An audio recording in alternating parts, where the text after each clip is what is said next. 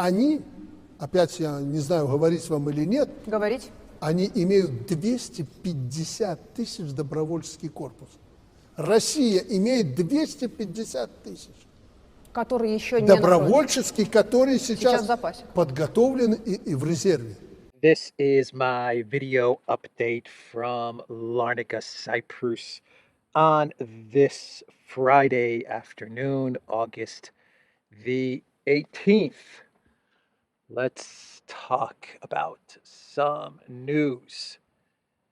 And let's start things off with more drone attempts to hit the city of Moscow. They really have it in for the city of Moscow, the Zelensky regime and the collective West. And they sent some more drones in the direction of the city of Moscow, but the Russian Ministry of Defense, they claim that all those drones were repelled and shot down, and the debris of those drones, they did land in certain areas around Moscow City, which is where all the high rises are in Moscow. But that's all we know at this moment in time. I don't think there were any injuries or casualties, at least not that I read of. But they really want to hit the city of Moscow. They really want to get those high rises. I imagine it has a lot to do with some type of media PR symbolism there to hit like one of the high rises and perhaps cause some damage for the collective West and for the Zelensky regime. It probably would give them a good video, photo, media win if they could pull it off. But so far, the Russian air defenses, they have been shielding the city of Moscow and those tall high rises from any type of critical, of severe damage. So, with that news, with the drone attempt news at those high rises in Moscow City, let's talk about Lukashenko and the interview that he gave yesterday to a Ukrainian journalist by the name of Diana Panchenko. Now, this journalist first started interviewing Lukashenko a couple of years ago before the SMO got underway, and she is actually, from what I understand, and I'm taking this from Belarus State TV, their write-up of this interview. They claim that she is now under sanctions. Ukraine has placed her under sanctions because, according to Ukraine, she is a pro-Russian propagandist. Let's get into some shade here. At this soon-to-be playground. Well, it is a playground. Still has a bit more work, but this is going to be the playground for all of these new apartments. Some of the apartments are finished. Some are being constructed. There's a few more that are going to be built down that way. And the beach is like a 2-minute walk, if that. There's a fitness center right across the street as well. So this is a pretty prime location to be in. And the highway is like just straight shot to the right, and you're on the highway pretty much. Airport's 5-minute drive. Anyway, let's talk about this interview from Diana Panchenko, who is being targeted by the Zelensky regime because, according to the Zelensky regime, she is a pro-Russian propagandist. And this was an interesting interview by Panchenko and some interesting responses from Lukashenko. Now, I am taking what I'm going to read you is a Google Translate, but I think they've done a very good job. I've tried to add my corrections where I could, and it's coming from the Belarusian state television website. So this is coming straight from Belarus. So Diana Panchenko, she asked Lukashenko about the meetings that he had before the SMO got started with Russian President Putin, and if he knew anything about the SMO starting up in February of 2022, if he knew anything ahead of time. And Lukashenko said nope, he had no idea what was going on. But when he did meet with Putin after the SMO got started, Lukashenko said one of Putin's biggest concerns, or let's just say one of his biggest asks from Belarus and Lukashenko, was to cover his back, to cover Russia's back. What Lukashenko said was, "You cover me, please." That is what Putin requested of Belarus and Lukashenko said that Putin was most likely afraid of a stab in the back from the West. And now we know, given we're a year and a half plus into this SMO, this conflict, we know that Belarus and Lukashenko absolutely had Putin's back during this entire SMO, and there was no stab in the back from Lukashenko or Belarus. According to Lukashenko, the war in Ukraine can be stopped even today. He said even now the war could be stopped. But according to Lukashenko, the problem is Zelensky does not decide anything. And those who are behind Zelensky and this conflict have no desire to end the war. And then Lukashenko said some very interesting things about the actual conflict, who's fighting it, the situation on the ground, casualties and stuff like that. Here's what Lukashenko said. He said, "Who is fighting in Ukraine already? Who's fighting in Ukraine now? Those whom you catch on the streets and bring here." So he's talking to a Ukrainian journalist who is being sanctioned by Ukraine, but that's why he's speaking to her as if she's Ukraine, who's fighting here now, who's fighting in Ukraine now. And he has a map, by the way. And it's a pretty interesting interview because he brought a map of Russia, Ukraine, Belarus, of Europe, and he had a pointer, and he's kind of pointing to everything that's going on the map as he's speaking to this Ukrainian journalist. Anyway, he said, "Who is fighting in Ukraine already? Ugh, who is fighting here already? Those whom you catch on the street and bring here, they are not prepared. They will not cope with this machine," in reference to Russia. Russia has rebuilt. Russia has the latest weapons at the front today. Already enough drones, already a completely different army. And the most dangerous is that they have 250,000 soldiers, 250,000 soldiers in reserve. Russia has 250,000, which are now prepared and in reserve. Russians have less at the front now. That is what Lukashenko said. They have 250,000 in reserve, just waiting, and that number is a lot more than the number of troops that are actually on the front line fighting. He then said that Russian troops sit in defense, not because they can't advance, but because it's not necessary. And you understand, like a beaten and a drunk. He's referring to Ukraine. You go towards the front line as if you're beaten and you're drunk. You go ahead as in the cinema, as what the Germans have shown you. You go to these barricades. You don't even reach them. We see it, the minefields. You are simply destroyed by the thousands. You have 45,000 people during this counteroffensive who have died and have been left crippled. 45,000, according to Lukashenko, casualties. You have 1 to 8 losses at the front. 1 to 8 losses, according to the Belarusian leader. He continued and said that Russia, and he's pointing to the map now, he said Russia will move you here, and then they will do what you are most afraid of, and the leadership is afraid of. They will cut you off of Moldova to Transnistria. What will you do then? So he's pointing at the map, and he's basically showing that Russia is just going to move all the way through the south, past Odessa, and reach Transnistria. And he asked the journalist, "What will you, as Ukraine, what will you do then?" Then he starts talking about Poland. He said, on the other hand, they rub their hands, pushed by the Americans. They will cut off the West. You will have a small bit of territory. I think the translation is you will have a scrap, like scraps of territory, if it remains. What will happen to you? And there will be no state, then there will be no Ukrainian state. our state with you, our native land and your native land. That is, so that was, yeah, that was Lukashenko's very descriptive um, answer to this journalist, along with a map and a pointer. And he's showing how the Russians are going to move, and he's showing what the Poles are waiting to do by taking Lvov in the west. And then he pointed to the map, and he's like, the only thing that's going to be left of Ukraine is going to be this little like scrap of territory. And he's like, I don't even know if we could call it Ukraine then.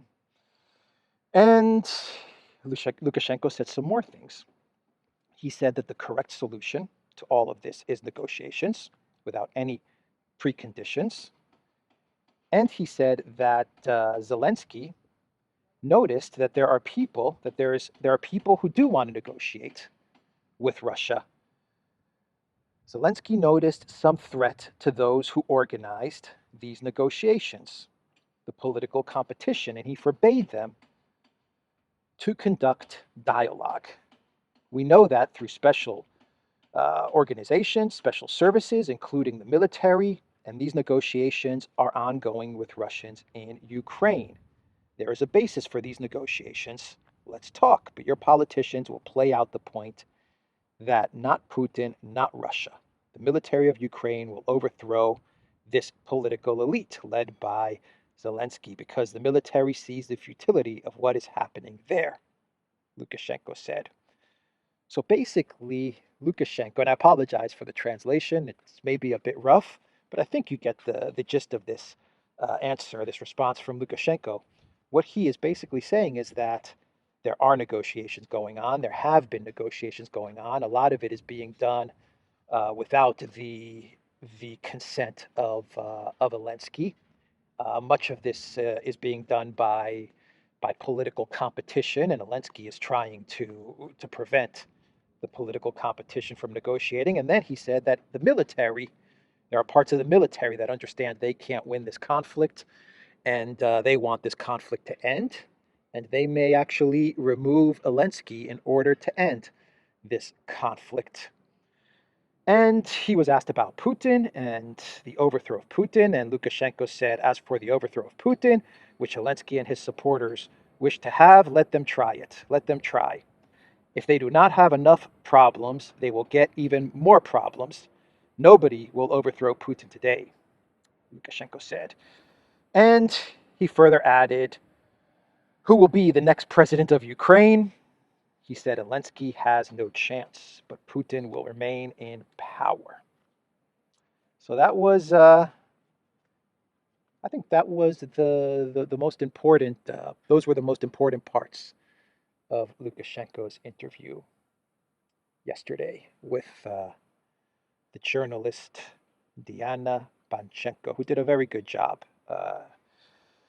with the questions. And the interview was actually 2 hours long, so it was quite a long interview. And Lukashenko, he was very animated as he was answering the questions from Banchenko. And he also made another comment where he said that when the SMO started, when it first got underway, Zelensky was sitting in the basement when Russian troops were on the outskirts of Kiev, and he was hiding in the basement when the Russians were about to take over Kiev in the siege of Kiev. And then we almost got close to a deal.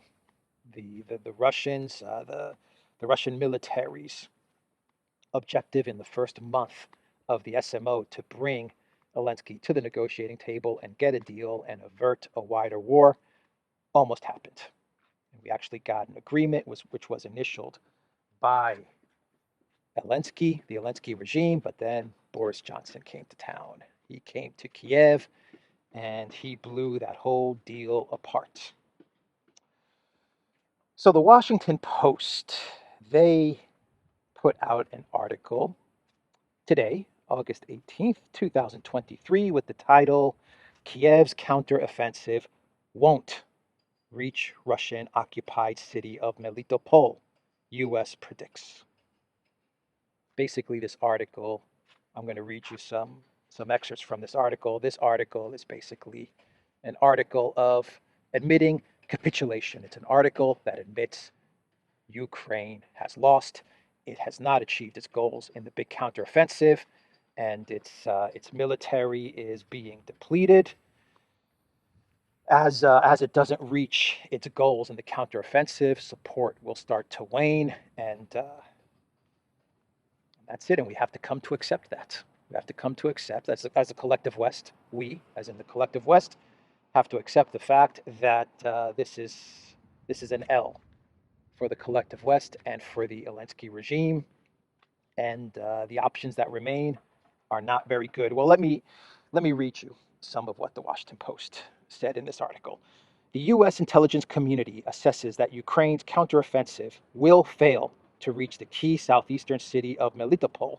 People familiar with the classified forecast told the Washington Post, a finding that, should it prove correct, would mean Kiev won't fulfill its principal objective of severing Russia's land bridge to Crimea in this year's push. Now, keep in mind, the Washington Post, when we talk about the Washington Post, we're talking about the paper of the deep state, right? This is the Washington Insider deep state paper. So there are forces in the deep state, most likely the three-letter intel agencies, that are probably arguing with the neocons as to what to do with Project Ukraine. And these are the forces that are trying to push for some sort of off-ramp to Project Ukraine so that there could be a focus on other war projects and regime change operations, most notable in China, for example, or Africa. They would like to focus in other areas. And then you have the neocons who are pushing for more and more escalation in Ukraine. They don't want to give up on Ukraine. So I imagine that the CIA or the NSA or one of these deep state organizations, they probably put the Washington Post up to this to put out this article so they can send their message to the American people that Project Ukraine has collapsed. Anyway, let's continue reading on. The grim assessment is based on Russia's brutal proficiency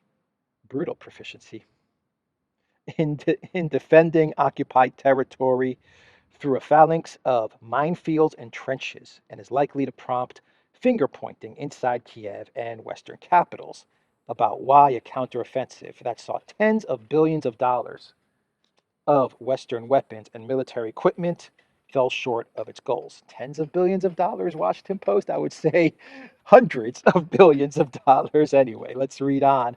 Ukraine's forces, which are pushing towards Melitopol from the town of Robotina, more than 50 miles away, will remain several miles outside of the city, U.S. officials said.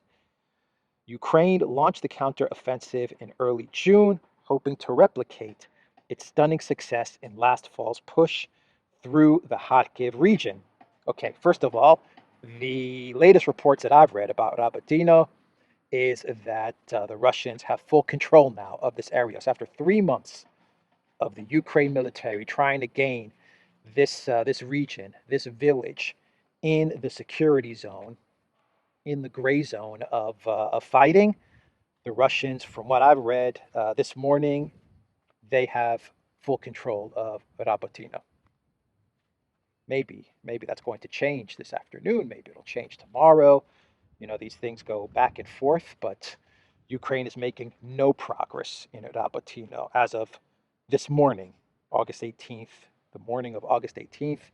There is no progress in this town. So that's the first correction that I have to make of this Washington Post statement. And Rabotina is 50 miles away from Melitopol. So it's a long, long way to Melitopol from Rabotina. And the fact that the Washington Post actually admits that this counteroffensive is basically a continuation of the Kharkiv great counteroffensive narrative. The planning of this counteroffensive is based on the Kharkiv counteroffensive, is proof that the collective West, they buy into their own propaganda. They actually internalize and believe and strategize based off of their own false propaganda narratives. Ukraine launched the counteroffensive in early June, hoping, the hope strategy, hoping to replicate its stunning success in last fall's push through Kharkiv region, which was Russia moving forces out of Kharkiv to a better defensive line up over the, I believe it's the Oskil River, to a better defensive line because rightly, the Ukraine military, with surveillance from the United States, we know that now, they did see that Russian troops in Kharkov were very few, and so they went to exploit the fact that there were few troops in Kharkov, in places like Izium and these places, and they wanted to exploit that and surround those Russian troops and deliver a big defeat to the Russian military. The Russians saw that. They they moved the troops back to a better defensive line, and basically what Ukraine did is they took over territory that was empty. But you see, the collective West, they've strategized, they've planned their big summer, winter, spring, fall, winter, summer, autumn, fall counteroffensive based off of what they perceived to be a great victory in Kharkov. And it wasn't a great victory because, to be quite honest, the Ukraine military never really went toe to toe with the Russian military. If they had gone toe to toe with the Russian military and they had won, then you could have said, okay, well, there's something to base the counteroffensive on, this spring summer counteroffensive, because the Ukraine military delivered a victory in Kharkov, so maybe they can do it again in the south. But that wasn't the case. What they did believe was going to happen, and this is key for the planning of the big spring summer counteroffensive that offends me and offends you and offends, well, there's no one around really, so it offends me and it offends you. The hope, the belief was that when the Russian military saw the Ukraine military approaching, they would retreat like they did in Kharkiv. You see, this was the foundation of the big counteroffensive strategy. It was based on a belief, an internalized, deep belief, that when the Russian military saw the Ukraine military approaching, they would just retreat. And Ukraine would just sweep through Melitopol and go all the way to the Sea of Azov, and we know the rest. And this is what the Washington Post is admitting. Let's see, the Washington Post then says that Kiev has recently dedicated more reserves to the front, including Stryker and Challenger units, but has yet to break through Russia's main defensive line. This is an admission that the Forbes article, which claimed that the 82nd Brigade, with Challengers and Strykers, is now being used to try and break through. So the Washington Post is confirming that reporting. Ukraine is now using Challenger tanks, which they've held off using because of a request from the UK government. But now they are using those Challenger tanks, most likely out of desperation, to try and break through. The path to Melitopol is an extremely challenging one, and even recapturing closer cities such as Tokmak will be difficult, said Rob Lee, a military analyst with the Foreign Policy Research Institute. Russia has three main defensive lines there and then fortified cities after that. He said it's not just a question about whether Ukraine can breach one or two of them, but can they breach all three and have enough forces available after taking attrition to achieve something more significant, like taking Tokmak or something beyond that. Exactly. I agree with that assessment. So they make it to the first line of defense. They're going to suffer very heavy losses trying to get to the first line of defense. They've already suffered very heavy losses. They're going to suffer more heavy losses, and they get to the first line of defense. Then what happens? Heavier losses to get to the second line of defense. Then what happens? Even heavier losses to get to the third line of defense. And then they have to take over cities like Melitopol, or bigger villages, bigger towns like Tokmak. More casualties, heavier casualties. And what's going to be left if Ukraine does make it that far? What kind of military is going to be left? That's the point that this analyst is making. And let's get to what Kaluba, the Ukraine foreign minister, said, according to the Washington Post. Mr. Dmytro Kuleba Kalua He acknowledged on Thursday the slow pace of Ukraine's counteroffensive, but said Kiev would not stop fighting until all its land is retaken. We don't care how long it takes, he told the news agency AFP, Agence France Presse. He encouraged critics of the offensive to go and join the Foreign Legion if they wanted faster results. It's easy to say that you want everything to be faster when you are not there, he said. So basically, you have the foreign minister of Ukraine telling telling officials in the collective West who would like some sort of off ramp to this conflict to pick up a weapon and go fight. Anyone that wants this thing to be sped up or wants this thing to be successful, pick up your weapon and go fight. That is a statement coming from Ukraine's top diplomat. Not very diplomatic. Not very diplomatic at all, especially to the people that have been propping up your regime over the past couple of years. U.S. officials said Washington, these are the final paragraphs. U.S. officials said Washington was still open to Kiev surprising skeptics and overcoming the odds. One defense official said it is possible that Ukraine could buck historical norms and continue the counteroffensive through winter, when everything, including keeping soldiers warm and stocked with food and ammunition, becomes much more difficult. But that would rely on several important factors, such as the amount of rest troops need after a hard fighting season. It would also depend on how much specialized equipment and cold weather clothing they have on hand, the defense official said. But Moscow may also outperform during winter military operations. Quote, the Russians are known to be capable of fighting in cold weather, the official said. You think? You think the Russians know a thing or two about fighting in cold weather? I think they do. I think the Russians are very capable to fight in the cold weather and cold weather conditions.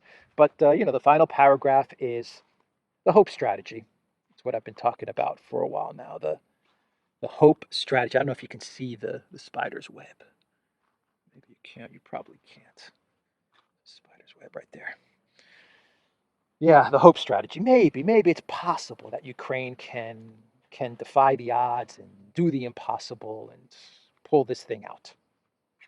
They're basing this whole thing on hope.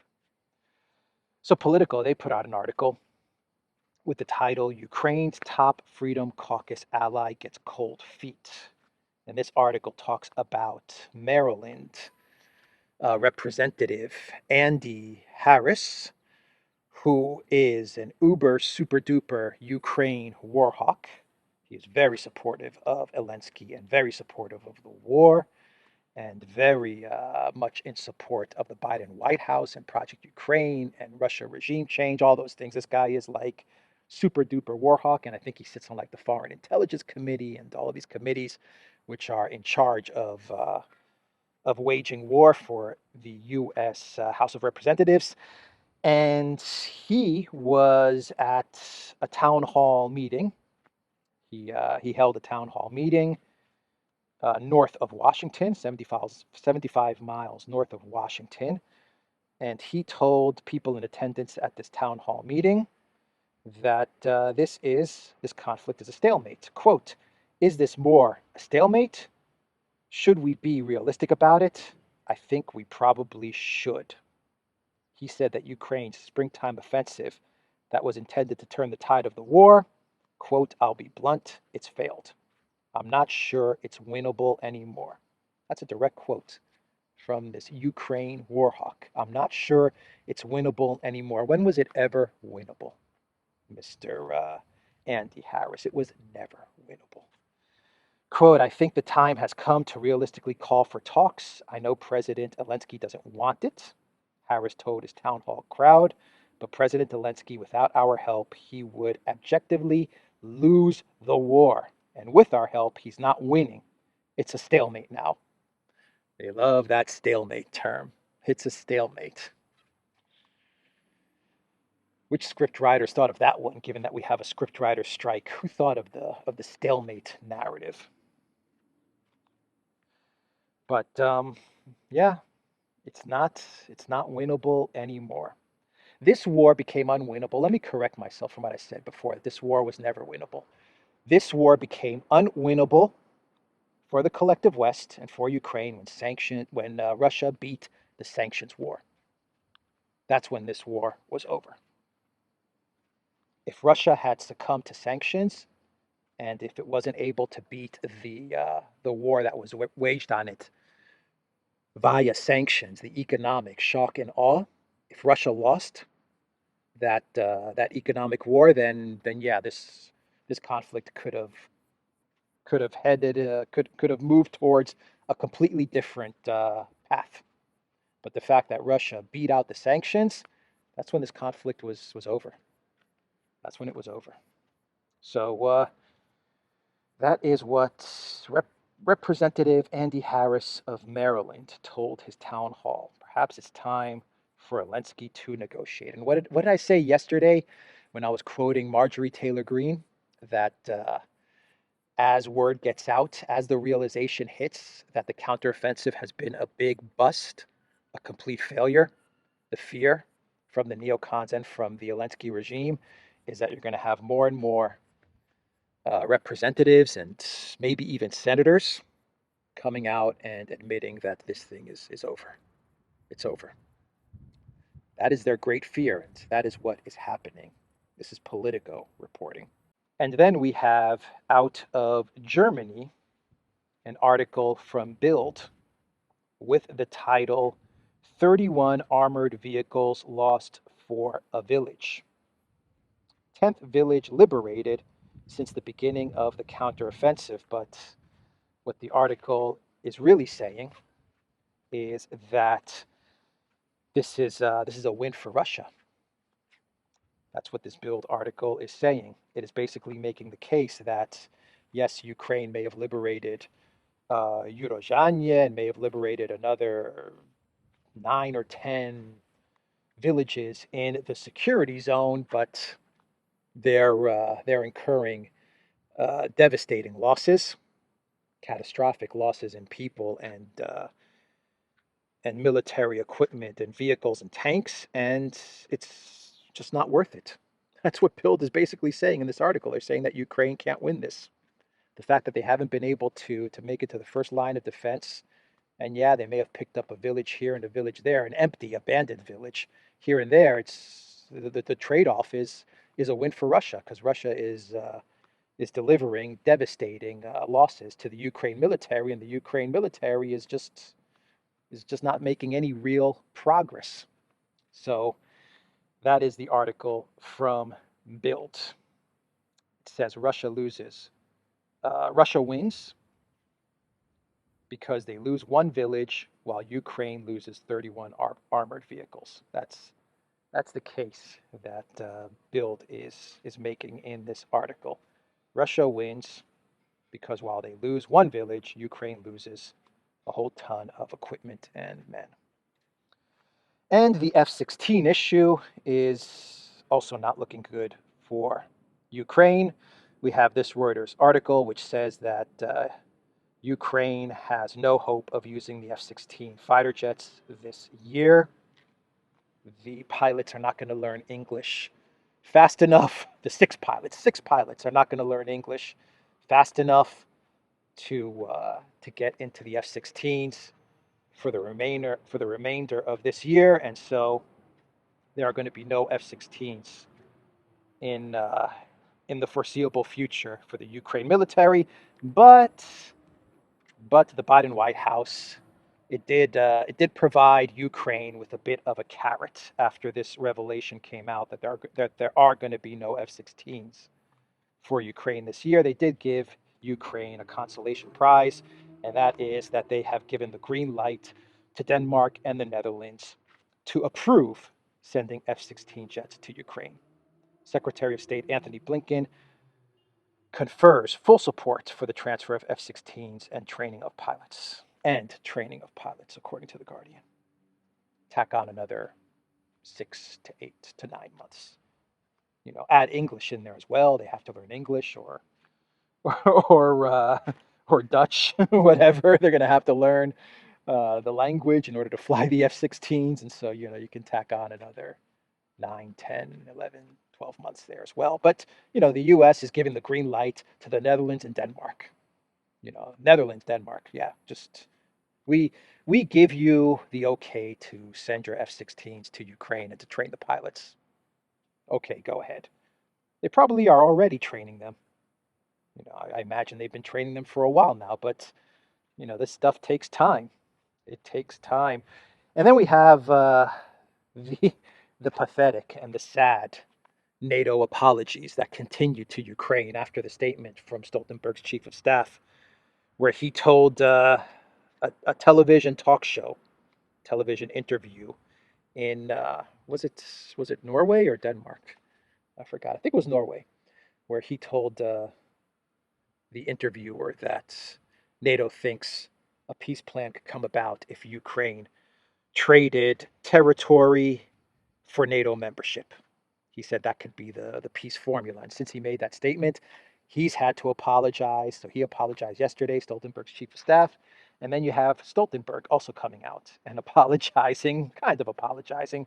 He downplayed the idea that Ukraine could give up land for membership, and he said that the policy of NATO remains unchanged, and it's going to be Ukraine that decides the outcome of this conflict. It decides when they're going to enter into negotiations, how and when they'll enter into negotiations. And Stoltenberg said that the only path to peace is to support Ukraine militarily. More war, according to Stoltenberg, will lead to peace. More escalation and more war and more weapons will will lead to peace in Ukraine, according to Stoltenberg. And then we had Zelensky's BFF, Mr. Podolyak. He lashed out at former French President Sarkozy for Sarkozy's comments that he made yesterday, where Sarkozy said that the collective West needs to come to the realization that Crimea is not going to be captured by the Ukraine military. They need to understand that Crimea is Russia and will always remain Russia. And then he called for some sort of off ramp to the conflict by saying that the US's interests vis a vis Ukraine are not the same interests as the EU. And so the EU needs to push the Zelensky regime towards some sort of peace because the EU's interests and the US interests in Ukraine are different. And this upset Podolyak, and he accused Sarkozy of complicity in genocide and war. The former French president has called on the West to get real and resolve the conflict between Russia and Ukraine peacefully. Podolyak brushed off these suggestions by Sarkozy, stating that the former French president had no right to trade other people's territories. The presidential aide, Podolyak, went on to declare Crimea and Donbass unconditional territories of Ukraine. Sarkozy has no right to trade other people's territories, according to Podolyak. Only the US can do that. The US has the right to trade other people's territories, to trade Ukraine's territories, not the former French president. That is what Podolyak wanted to say.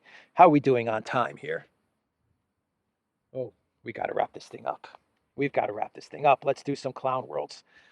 The first clown world comes from Anthony Blinken, Secretary of State Anthony Blinken, and he put out a tweet. Congratulations to new Pakistan interim Prime Minister Anwar Kakar as Pakistan prepares for free and fair elections in accordance with its constitution and the rights to freedom of speech and assembly. We will continue to advance our shared commitment to economic prosperity. And there is a note added by readers underneath this tweet from Blinken. And the note says the U.S. State Department under Anthony Blinken on March 7th, 2022, encouraged the removal of Pakistan's previous democratically elected Prime Minister Imran Khan. In April 2022, Imran Khan was removed from power and arrested. That is a very, very good clown world. Anthony Blinken is actually talking up Pakistan's freedom and democracy a couple of days after a report came out which showed that the United States and the Biden White House meddled in Pakistan's democracy by calling for the removal and the arrest of Imran Khan, by pushing Pakistan to remove and arrest Imran Khan, because Imran Khan wanted Pakistan to remain neutral in Project Ukraine, and that wasn't good enough for the United States. And so they pushed Pakistan to remove Khan, to arrest Khan, and now you have Blinken tweeting about Pakistan, democracy and freedom. Incredible. And let's do one more. Let's do one more Clown World. I think I got a minute or two. And this is coming from The Sun, and they have an article with the title Fury Road, Ukraine upgrading UK-made Challenger 2s with Mad Max style armor to defend against Putin's kamikaze drones. Everything's a movie. Everything is a movie. Fury Road, Mad Max, Challenger 2s with cages around them. It's like Fury Road. It's like Mad Max, the Road Warrior. Everything is a movie. And then they have an image in this article with the title Mad Max, and it gives the specs of the Challenger tanks with the cage, the anti-kamikaze drone screen around them. And underneath the image, it says, the newly pimped out tanks are headed to the front line. The newly pimped out Challenger 2 tanks are heading to the front line. Pimped out Challenger 2 tanks. Pimp my ride. this is incredible stuff from The Sun. Incredible stuff, man. Anyway, that's the video, everybody. The Duran.locals.com. We are on Rumble, Odyssey, BitChute, Telegram, and Rockfin. Go to the Duran shop, pick up a t-shirt, pick up a hat, 10% off. Use the code Good Day. Take care. If you want to stick with me for 1 minute as I make my way over to the seaside, to the beach, stick with me for 1 minute. But as far as news goes, that is it for today.